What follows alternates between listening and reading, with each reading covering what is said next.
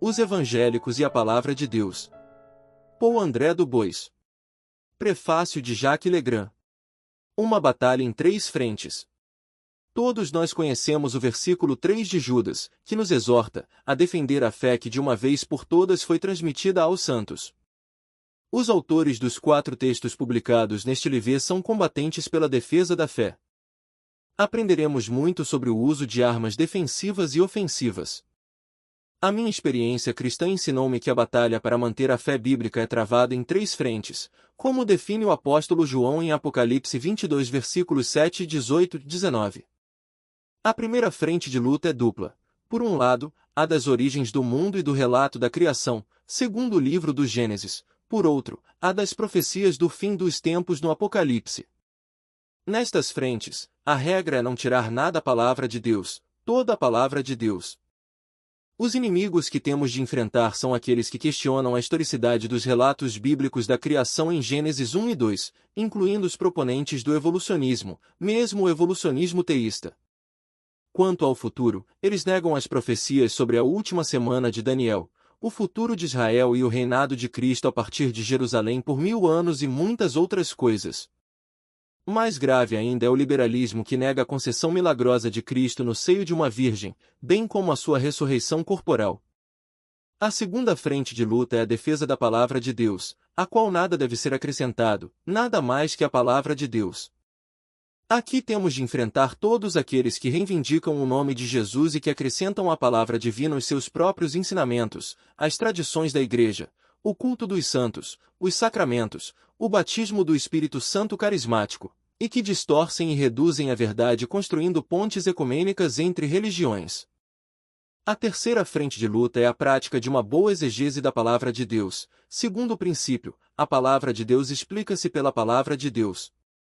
Recorrer ao racionalismo ou confiar apenas na erudição é prejudicial à compreensão da Bíblia e impede-nos não só de revelar a sua coerência, mas também de mostrar que todos os acontecimentos e ensinamentos que ela contém convergem para a pessoa bendita do Senhor Jesus Cristo. Qualquer leitor atento ao ensinamento da Bíblia e que a leia na íntegra, versículo por versículo, descobrirá que Jesus está no seu centro, desde o início do Antigo Testamento até o fim do Novo Testamento. Esta descoberta levará o leitor a depositar toda a sua confiança em Jesus. Ouçamos, pois, a exortação do Senhor a lutar em todas as frentes para defender a sua palavra e manter a fé bíblica. Paul André du Bois. 1. A importância crucial. Deus deu-se a conhecer, revelou-se, em termos do seu ser, dos seus atributos, dos seus objetivos, das suas obras, dos seus caminhos, das suas exigências, dos seus julgamentos, na sua palavra e através dela. Por conseguinte, na nossa vida individual e coletiva, tudo gira em torno da forma como nos relacionamos com esta palavra, que é inteiramente una com aquele que a pronunciou. Guardarei a tua palavra no meu coração, para não pecar contra ti. Salmos 119, versículo 11. O próprio Deus é reconhecido ou rejeitado de acordo com a atitude que adotamos perante a palavra que o revela. Vemos isto logo no capítulo 3 do Gênesis. Adão e Eva tomaram uma posição, infelizmente, negativa, contra a ordem formal e divina registrada em Gênesis 2, versículos 16 e 17. Assim, rejeitaram o seu sustentador, e tudo o que se seguiu, o resto da história, sabemo-lo muito bem. Não só somos testemunhas diárias dos efeitos desastrosos da desobediência original, como também os experimentamos na nossa própria carne. O capítulo 7 da Epístola aos Romanos está aí para nos lembrar. Mais do que qualquer outra, a Epístola aos Hebreus insiste na solenidade do facto de Deus ter falado. De facto, é aí que começa. Depois de, no passado, Deus ter falado muitas vezes e de muitas maneiras aos nossos pais por meio dos profetas, falou-nos agora por meio do Filho. Hebreus 1 versículo 1-2. Temos aqui uma declaração introdutória e geral que abrange ambos os testamentos. O ponto culminante final da palavra inspirada, no seu desenvolvimento através dos séculos, é a revelação do Filho. Isto coincide com a conclusão do cânone da Sagrada Escritura. Deus falou definitivamente. Disse tudo o que queria dizer, e nós hoje só podemos ouvir a sua voz naquilo que já disse. No capítulo 2, o autor da epístola exorta-nos a reter firmemente as coisas que ouvimos, para não sermos levados por elas. Versículo 1. Ao fazê-lo, alerta para o perigo de negligenciar tão grande salvação, anunciada primeiro pelo próprio Senhor e depois pelos apóstolos, confirmando a palavra apostólica do Mestre, ao mesmo tempo, recebendo o selo da aprovação divina através de sinais, prodígios, milagres e dons do Espírito Santo. Versículos 2 e 4. Mas, ao longo de toda esta passagem, a tônica principal é colocada no facto de que, se a rejeição da lei, a palavra anunciada pelos anjos no Sinai, através da mediação de Moisés, conduziu sistemática e inevitavelmente a graves consequências, a rejeição do Evangelho, de que Deus Filho em pessoa é o mediador e, em plena unidade com os apóstolos, o anunciador, expõe-nos certamente a um julgamento de um rigor ainda maior. Como escaparemos nós, negligenciando, ou desprezando, tão grande salvação? Versículo 3. Os capítulos 3 e 4 utilizam o exemplo dramático da primeira geração do povo de Israel que saiu do Egito, morreu no deserto e foi impedida de entrar na terra prometida devido à sua pecaminosidade. 3. Versículo 19. Adverte-nos severamente para não endurecermos os nossos ouvidos à boa nova do descanso redentor em Cristo. Portanto, como diz o Espírito Santo, hoje, se ouvirdes a sua voz, não endureçais os vossos corações, como na rebelião do dia da tentação no deserto. Hebreus 3 versículos 7 e 8.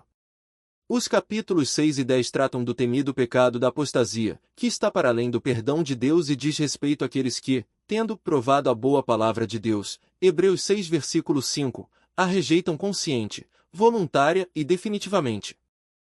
Esta falta marca um ponto de não retorno e expõe-nos à maldição de Deus, Hebreus 6,6-8.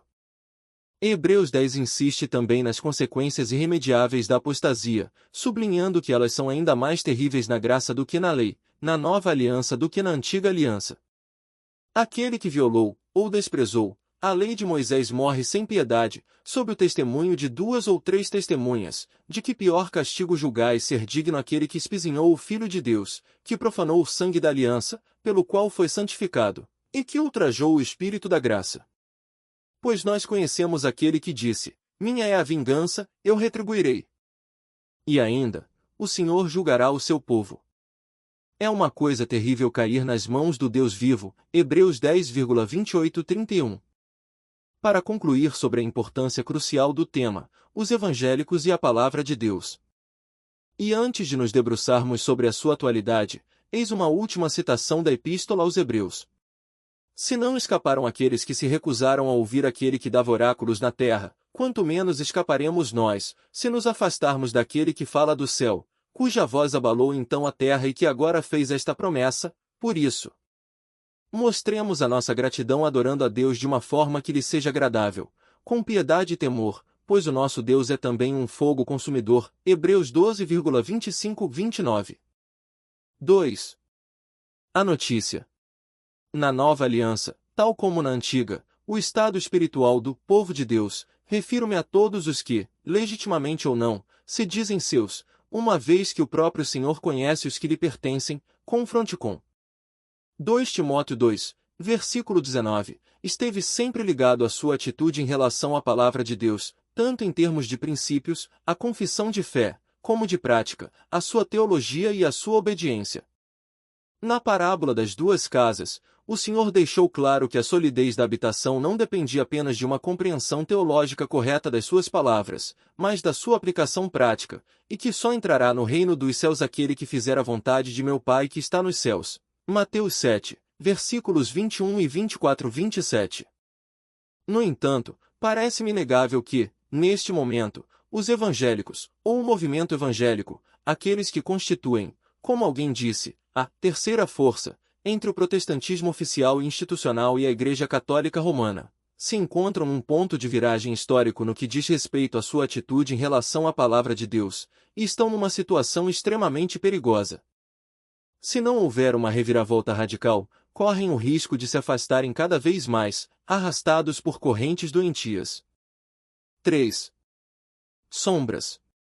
Como sempre, há que fazer distinções e eu teria receio de pôr toda a gente no mesmo saco. Cuidado com as generalizações apressadas e injustas. Ainda há coisas excelentes no mundo evangélico, crentes e igrejas fiéis às Escrituras e ao Senhor, pessoas que discernem as tendências corruptoras e têm a coragem de as denunciar. Devemos também prestar homenagem aos cristãos e às instituições que lutam pela defesa do Evangelho. Além disso, mesmo entre aqueles que são afetados por certas influências nefastas, nem todos o são no mesmo grau, e muitos conservam os elementos fundamentais da fé. Além disso, o movimento evangélico não é o mesmo em todo o lado. Por isso, não podemos simplesmente transpor o que se passa numa zona geográfica para outra. Seria errado e absurdo aplicar aos evangélicos de língua francesa o que Francis Schaeffer descreve e denuncia sobre o movimento evangélico e neo-evangélico nos Estados Unidos no seu último livro, The Great Evangelical Disaster, escrito em 1984, o mesmo ano em que morreu. 4. Aviso. Sem prejuízo do que acabo de referir, é preciso lembrar que o mundo está a ficar cada vez mais pequeno devido ao enorme desenvolvimento da rede de meios de comunicação social. As tendências e as ondas teológicas, mesmo que tenham origem no outro lado do Atlântico, onde encontramos o melhor e o pior, acabam sempre por chegar ao velho continente. Estamos cada vez mais abertos a novas correntes de pensamento.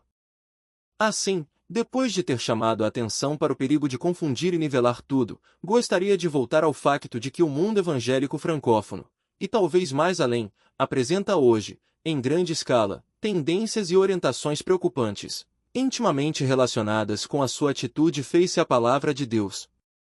Estamos, receio, numa encruzilhada histórica. Na exposição que se segue, espero, com a ajuda de Deus, exprimir-me sem entristecer o Espírito Santo, que é o Espírito da graça, Hebreus 10, versículo 29, exprimindo ao mesmo tempo a substância do meu pensamento e o que me parece estar de acordo com a realidade e a verdade bíblicas. Creio que estou a falar em nome de convicções verdadeiramente evangélicas, isto é, bíblicas. Mas também estou a falar como membro do mundo evangélico, onde recebi muito, e não me esqueço disso. Por isso, não pretendo distanciar-me ou desassociar-me como um fariseu. Se alguns dos meus comentários são críticos, gostaria de deixar claro que são também autocríticos. Sem me colocar acima dos meus irmãos, falo como um membro aflito mas solidário, no espírito de Neemias 1, versículo 4. Quando ouvi estas coisas, sentei-me e chorei, e estive desolado muitos dias.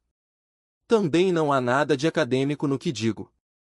Estive no terreno e tudo o que digo reflete o que vivi e continuo a vivenciar como ator da cena evangélica durante mais de 20 anos no mundo francófono, em particular na Suíça francófona.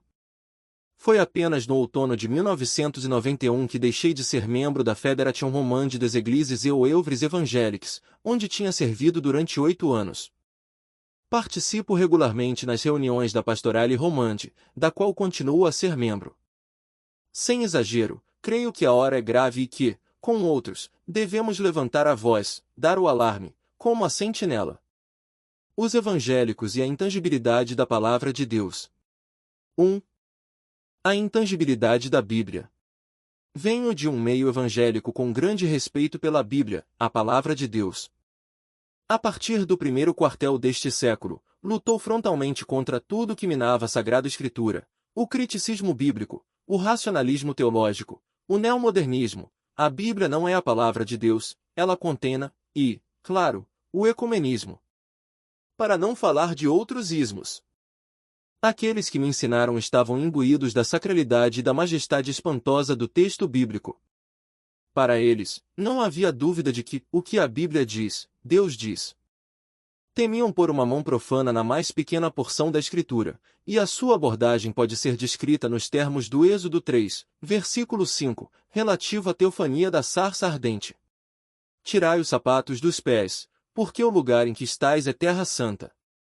Eles mesmos usaram essa ilustração para descrever sua atitude em relação à revelação das Escrituras. Tocar na palavra, por meio de dúvidas, críticas, reservas mentais, insinuações, era, a seus olhos, um ato de temeridade, arrogância, rebelião, extremamente profano e altamente culpável. Nada menos que apostasia. Convencidos da intangibilidade da Bíblia, opunham-se vigorosamente a tudo que a pusesse em causa. 2. a base da noção de intangibilidade. Escusado será dizer que esta noção se baseia na doutrina ortodoxa e histórica da Igreja que atesta a inspiração, a infalibilidade e a inerrância das Escrituras. Para os meus chefes espirituais, esta doutrina era a própria essência da fé cristã, uma proposição aceite desde o início, um postulado. E, tanto quanto sei, e refiro-me aos evangélicos que conheci e continuo a conhecer no mundo francófono, não há qualquer questionamento aberto, formal e público destas doutrinas, e muito menos uma negação direta e explícita. Tanto quanto sei, não nos encontramos na situação descrita por Francis Schaeffer no seu livro, ao qual já me referi. Com grande coragem e grande sofrimento, ele denuncia, nesta sua obra final e patética, a acomodação catastrófica de uma grande parte do movimento evangélico americano ao espírito do mundo, à cultura humanista, mesmo a nível moral.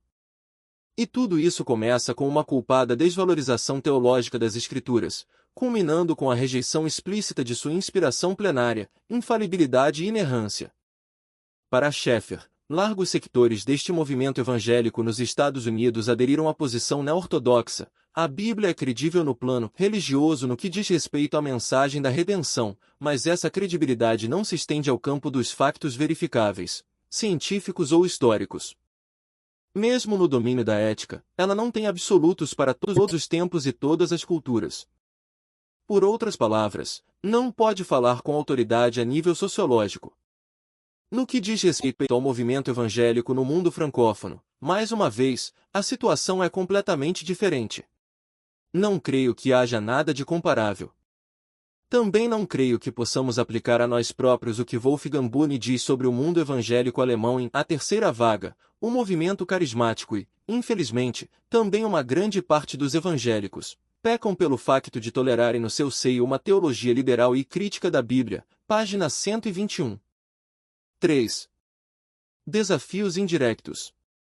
Permitam-me, no entanto, colocar aqui uma questão delicada, sem rejeitar em princípio a posição histórica da Igreja sobre a Escritura, e continuando a confessar, no plano doutrinal, a sua plena inspiração, não poderemos nós, indireta e implicitamente, enfraquecê-la, fazendo concessões a certas interpretações, ou através de uma espécie de tolerância ou indiferença em relação a essas interpretações. Para ser concreto, citarei o exemplo dos 3 primeiros capítulos do Gênesis. Sem negar a historicidade dos acontecimentos da criação e da queda, há quem põe em causa o caráter histórico e literal da própria narrativa. Não será esta subtil distinção a brecha por onde a dúvida, como um verme que rói, se pode infiltrar?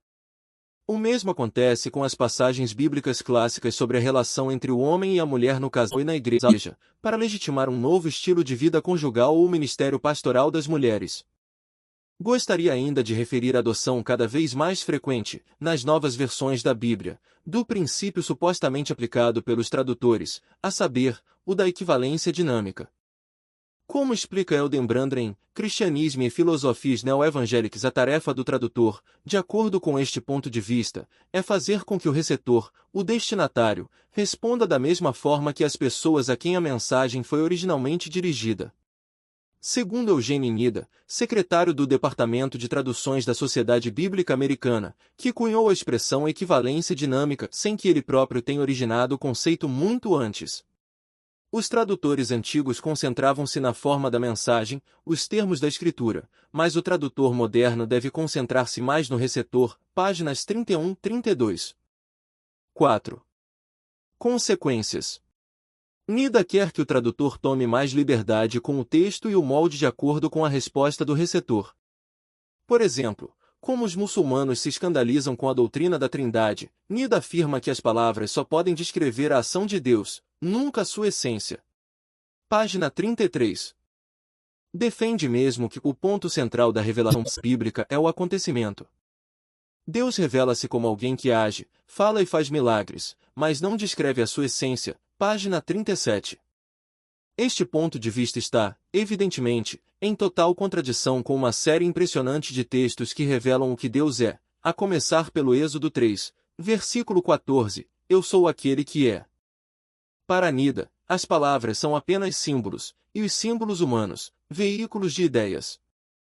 E faz a distinção entre as palavras e a mensagem. O que deve ser transmitido ao destinatário é a mensagem. Na prática, trata-se de uma negação da inspiração das Escrituras, mesmo que não seja explícita, porque, para a própria Bíblia, as palavras e a mensagem são uma e a mesma coisa, e não se pode tratar levianamente as palavras que o próprio Espírito Santo inspirou sem alterar a mensagem, o pensamento do Espírito. E falamos delas, das coisas que Deus nos deu pela sua graça, não com palavras ensinadas pela sabedoria humana, mas com as ensinadas pelo Espírito, usando linguagem espiritual para coisas espirituais, 1 Coríntios 2,12-13. O grego usa logoi, palavras, onde Segon traduz discurso.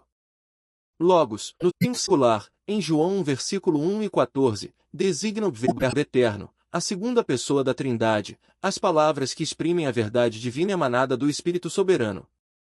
Não há, portanto, nenhum direito de omitir ou falhar estes termos precisos numa tradução fiel da Bíblia. Minar a integridade do texto inspirado em nome da comunicação divina é ir diretamente contra as repetidas defesas, afirmações e ameaças divinas. Deuteronômio 4, versículo 2 e 12, versículo 32, Provérbios 30, versículo 5-6, Mateus 51, versículo 7 e 19, Apocalipse 22, versículo 18-19. Correndo o risco de parecer totalmente desfasado e de chocar alguns leitores, penso que a escolha e aplicação do princípio da equivalência dinâmica para as traduções da Bíblia dificilmente se podem conciliar com a fidelidade e o temor devidos a Deus. Outra forma de ganhar a inspiração das Escrituras, se não teologicamente, pelo menos na prática, é aplicar o método da contextualização. Em suma, trata-se de adaptar a mensagem bíblica à cultura, ou mesmo à espiritualidade, destinatário, tomando de empréstimo elementos específicos dessa cultura. Estes elementos são, evidentemente, estranhos à tradição bíblica. Por exemplo, a Quarta Assembleia do Conselho Mundial das Igrejas, realizada em Uppsala, Suécia, em 1968, inspirou-se no socialismo marxista. Mas também podemos recorrer a religiões não cristãs, para adaptar o Evangelho a um determinado contexto. Como se diz na gíria ecumênica, a contextualização autêntica é sempre o resultado de um encontro genuíno entre a palavra de Deus e o mundo de Deus. Por outras palavras, há uma interação entre as ideologias da sociedade secular e a mensagem bíblica, que não pode deixar de alterar profundamente o Evangelho. Uma coisa é adaptar-se pedagogicamente ao contexto cultural e religioso em que se está inserido, como fez Paulo em Atenas, Atos 17, versículos 15 e 34, para chegar ao ouvinte onde ele se encontra e conduzi-lo à verdade plena da Bíblia. Outra coisa é alterar e distorcer a palavra de Deus para adaptar à cultura. Os ecumênicos e certos evangélicos têm a responsabilidade de ter trocado a mensagem bíblica imutável e inalterável por uma palavra flexível. A adaptação, neste caso, equivale a uma traição e a uma negação da doutrina bíblica da inspiração das Escrituras, confronte com CHRISTIANISMAINIU, IVANGELICALPHIUSPHIS, páginas 111 a 120.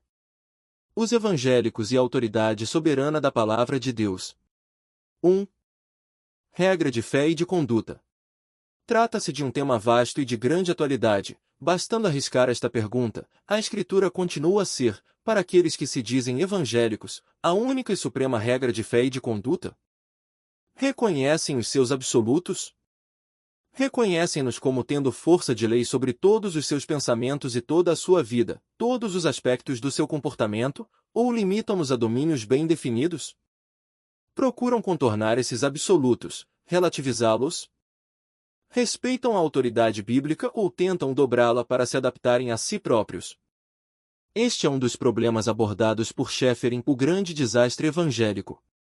Lamentavelmente, ele não pode escapar à seguinte constatação: sobre o aborto, o divórcio, a homossexualidade, o feminismo, o pacifismo, em todas as ocasiões, muitos evangélicos dobraram o ensino bíblico à sua conveniência, na direção da cultura humanista onde o homem e a felicidade humana são a medida de tudo. 2. Princípio da pregação. Mas a questão de saber se a Bíblia tem realmente autoridade sobre nós coloca-se também noutros domínios. Estou a pensar num domínio particularmente sensível nas nossas igrejas do mundo francófono, um domínio do qual depende a saúde espiritual, moral e intelectual dos crentes. Estou a falar da pregação. Porque se, infelizmente, a Bíblia pode ser manipulada em tudo que diz respeito à fé e ao comportamento, o mesmo acontece com a pregação. E aqui temos de admitir, custe o que custar, que este mal não é novo. Desde há muito tempo que muitos evangélicos, em minha opinião, com um elevado grau de inconsciência e de franqueza, maltratam o texto divinamente inspirado na sua pregação, fazendo dizer o que não diz, impondo-lhe o seu sentido em vez de o exporem. Também neste ponto, faço um meia-culpa. Em vez de tomar uma abordagem cuidadosa, correta e estudiosa da verdade objetiva revelada pelo Espírito Santo, Calvino diz que a Escritura é a escola do Espírito Santo. Eles têm frequentemente, por sua abordagem superficial, irreverente e imprudente, ignorado ou encoberto a Escritura. O pregador, porém, deve, por deferência àquele que é o inspirador e autor da Escritura, procurar o verdadeiro significado do texto, e depois expô-lo fielmente. Não é assim que Paulo insiste em algumas das suas exortações a Timóteo, confronte com 1 Timóteo 4,13-16, 2,14-15. Em vez de sermos os servos da Escritura nos nossos sermões, podemos usá-la como um trampolim conveniente para afirmar e desenvolver verdades espirituais inegáveis, mas que não têm qualquer ligação com o nosso texto de base nem qualquer apoio nele. 3. Causas das deficiências na pregação. Esta atitude leviana e mais ou menos irresponsável, mesmo por parte de irmãos que confessam de boa fé e sem segundas intenções a plena inspiração e, por conseguinte, a intangibilidade da palavra de Deus, é um sinal de falta de respeito pela palavra de Deus. Tem várias causas, imediatas ou remotas, individuais ou coletivas. Num espírito de equidade, devemos reconhecer que certas lacunas são imputáveis a uma formação e a uma mentalidade pietistas. Nesta tradição, considera-se frequentemente que as disposições e as convicções do coração são mais importantes do que as aptidões exigidas e que a consagração substitui a formação. Por experiência, acrescento que o medo do intelectualismo seco e da ortodoxia morta conduziu, nestes meios, a um anti-intelectualismo igualmente perigoso. A responsabilidade não é, portanto, simplesmente pessoal. Tem uma dimensão comunitária. A relativa fraqueza da pregação, entre muitos evangélicos, tem repercussões evidentes na vida e no estado das igrejas, que são, em muitos casos, anêmicas, subnutridas, sem bases doutrinais sólidas e convicções profundas, sem maturidade de juízo e, portanto, sem discernimento. Na minha opinião, esta fraqueza deve-se à ausência de uma hermenêutica sólida. Para que a pregação seja poderosa, é necessário respeitar e aplicar princípios sólidos de interpretação. O meu objetivo não é enumerá-los, mas sim salientar que, nos meios evangélicos, recorremos com demasiada facilidade à interpretação simbólica ou alegórica, de modo a negligenciar o essencial, ou seja, o sentido primário, literal, gramatical e até histórico do texto. Há sempre o perigo de perder o elemento central, de transformar o texto num pretexto. A este respeito, mesmo que seja verdade que Cristo é o objeto dos dois testamentos, perdemo-nos quando tentamos descobri-lo por todo o lado nas páginas do Antigo Testamento, mesmo quando nos faltam as chaves e a garantia do Novo Testamento. Outro perigo, em termos de interpretação, é cortar demasiado a Escritura, dando um sentido particular ao verbo dispensar em 2 Timóteo 2, versículo 15. Mesmo que se deva distinguir entre a economia da lei e a da graça, João 1, versículo 17, é importante ter uma visão clara da unidade dos dois testamentos, da continuidade entre eles, reconhecendo ao mesmo tempo que há uma progressão na revelação, que implica também diferenças e distinções. No seu comentário a Romanos, John Murray faz esta sábia observação: não devemos, contudo, ignorar as diferenças resultantes da revelação progressiva e dos acontecimentos históricos relacionados com a realização da redenção, página 154, sobre Romanos 4,17-25, especialmente o versículo 23. Cortar a Escritura em fatias distorce a perspectiva global e priva-nos de grande parte da sua riqueza. B. A ausência de uma exegese rigorosa e aprofundada. Quem prega tem o dever de procurar, com paciência e honestidade, diante de Deus e com todos os instrumentos à sua disposição, dicionários, comentários, concordâncias, etc., o verdadeiro sentido do texto e a intenção do autor. A este respeito, devemos investigar cuidadosamente o que está realmente no original e não confiar numa única versão. Descobri, para meu desgosto, que é possível construir desenvolvimentos magníficos sobre termos que não aparecem no hebraico ou no grego. C. A ausência de uma exposição sistemática das Escrituras. Recentemente, alguns homens de Deus têm, por preceito e exemplo, reavivado a pregação expositiva e pleiteado seu retorno. Por pregação expositiva entende-se a pregação contínua sobre uma determinada porção da Bíblia, um livro, uma epístola, um conjunto de capítulos, como o Sermão da Montanha, onde o pregador. O seu objetivo é expor e, portanto, pôr em evidência o que está no texto bíblico e confrontar os seus ouvintes com a totalidade da palavra. Não há nada como isto para formar a mente segundo os moldes da verdade bíblica, demolir falsas concepções e interpretações e edificar a igreja. Sem excluir a pregação temática ou a pregação ad hoc, acredito na excelência de uma apresentação metódica do texto inspirado. A saúde, a lucidez e a maturidade das nossas igrejas dependem disso. A nível pessoal, se tivesse de fazer tudo de novo, praticaria este tipo de pregação muito mais do que tenho feito. D. Desrespeito pelo princípio da analogia da fé. Os comentadores hesitam sobre o significado da expressão em Romanos 12, versículo 6, segundo a analogia da fé. Será que a analogia significa proporção ou acordo? A palavra fé deve ser tomada no sentido subjetivo, a fé que o crente exerce, ou no sentido objetivo, o conteúdo da revelação bíblica.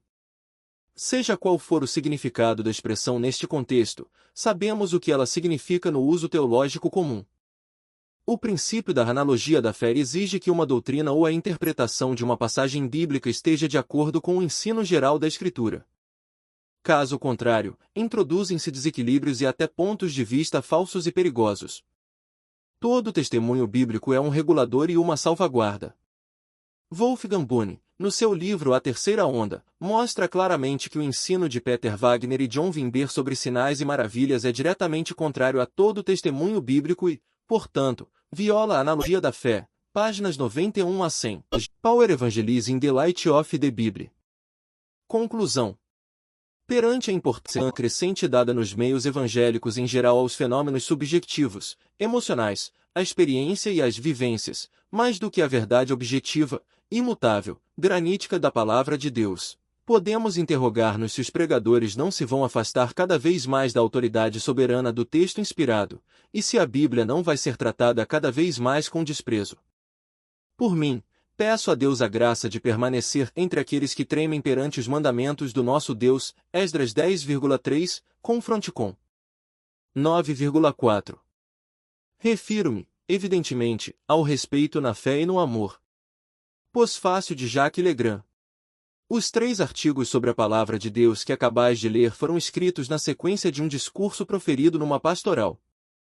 Foram publicados no jornal La Voix dans le Désert em 1995 e 1996 e na revista La Bonne Nouvelle. Para efeitos deste opúsculo, transmitimos apenas a primeira parte deste longo discurso, precisamente porque se trata da nossa relação primordial de obediência absoluta à palavra de Deus. O autor, Paul André du Bois, denuncia a tendência de muitos cristãos evangélicos para confiarem mais na psicologia mundana do que na palavra de Deus, que é toda suficiente para o cuidado da alma. Utiliza o exemplo do Salmo 139, Sonda-me, ó Deus. Fala também da grande influência da terceira vaga carismática, referindo-se ao livro de Wolfgang Boone intitulado La Troisième Vague, Le plus grand réveil de l'histoire de l'Église. A terceira vaga, o maior reavivamento da história da Igreja, publicado pela Maison de la Bible, e ao livro de Francis Schaeffer Le Grand Désastre Évangélique, O Grande Desastre Evangélico. Paul André du Bois mostra o progresso dos compromissos doutrinais em nome da evangelização mundial, com os fóruns conjuntos entre protestantes e evangélicos e a influência dos congressos de San Antônio, Manila e Lausanne, Evangelização 2000, este último recebendo mesmo o apoio oficial do Papa João Paulo II. É evidente que existe um conluio entre os carismáticos e a Igreja Católica Romana para atrair, se possível, os evangélicos para sua esteira. Isto explica provavelmente o sucesso dos cursos alfa, inspirados pelos líderes da terceira vaga, e que esvaziam o ensino bíblico do seu corpo de doutrinas fundamentais. Para mais informações sobre este assunto, ler Alfa, um Evangelho diferem, de Chris Hand, publicado pelo CRI. Um grande número de evangélicos entrou no diálogo interreligioso e foi apanhado na armadilha da dialética ecumênica e do ecumenismo católico. Ver Hélio Ecumenisme Condui par Rome, de Bernard Pruniaux, publicado pelo CRI. Estes esforços de diálogo foram concretizados em 2010 com o aparecimento do Conseil National des Evangéliques de France, CNEF, que, desde a sua fundação, assumiu posições muito novas no mundo evangélico. Como há de favorecer a conciliação da teoria da evolução com o relato bíblico da criação? Esta tentativa está perfeitamente expressa num número do Journal des Communautés et Assemblées Evangéliques de France, Servirem L. Attendam, consagrado à questão das origens, número 3 de 2010. Encorajamos todos a aprofundar este assunto com 2 livros, Evolution, de Lai de Ken Han, e Gênesis, Sola Scriptura or Sola Scientia, de Egbert Egberts. Este último livro fornece respostas bíblicas ao movimento Evangelical Scientists Network, que acredita na evolução e nega o dilúvio universal. No entanto, lemos em 1 Pedro 3 versículos 18-20 que na arca de Noé alguns, isto é, 8, foram salvos através da água. As coisas mudaram muito rapidamente nos últimos 10 anos. Nos últimos números da revista Fédération Evangélique de France, o presidente da CNEF justificou a sua presença e o seu discurso no Sínodo dos Bispos Católicos Franceses em Lourdes, bem como vários artigos sobre o catolicismo, afirmando que os evangélicos já não podiam usar Gálatas 1 versículo 8 para dizer que o evangelho proclamado pela Igreja Católica é outro evangelho. Segundo o autor, pastor Gordon Margery, participante da CNEF no diálogo interreligioso com Roma, os sacramentos são uma expressão da graça de Deus recebida através da fé do comunicante. E, no entanto, o apóstolo escreve, mas, se algum anjo do céu vos anunciar outro evangelho além daquele que vos anunciamos, seja anátema, Gálatas 1,8. Perante todas estas aberrações, damos o alarme. Que aqueles que estão perturbados e que se interrogam se aprofundem nas Escrituras para encontrar um fundamento sólido para a sua fé em Jesus Cristo.